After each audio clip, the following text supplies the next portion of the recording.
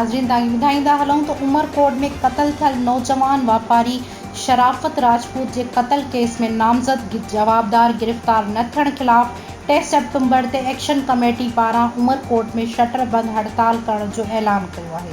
जी नाज़रीन, रिपोर्ट सैयद अब्दुल रहमान शाह के मुताबिक क़त्ल थियल नौजवान वापारी शराफत राजपूत के क़त्ल केस में नामज़द जवाबदार गिरफ़्तार न थियण ख़िलाफ़ 3 सेप्टेम्बर ते एक्शन कमेटी पारां उमरकोट में शटर बंद हड़ताल करण जो ऐलान किया है। वधीक ॾिसूं था शराफत राजपूत के भाउ जी हिन वीडियो में। बिस्मिल्लाहिर्रहमानिर्रहीम।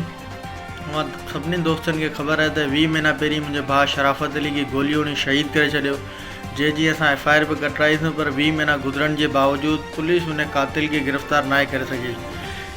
असां मुख़्तलिफ़ तरीक़न से एहतजाज भी किया। इन ईंदड़ जुमे जे ॾींहुं असां हिकिड़ी शटर बंद हड़ताल जो ऐलान किया है। तो अवां सभी कारोबारी दोस्तन के यो अर्ज़ रखिजे तो बराए मेहरबानी पांजो कारोबार बंद रखन। जुमे जे ॾींहुं ज़िक्रिया मस्जिद का प्रेस क्लब ताईं हिकिड़ी रैली निकरंदी, उन में अवां सभी दोस्तन के शिरकत की अपील कजे थी। वरी मेहरबानी।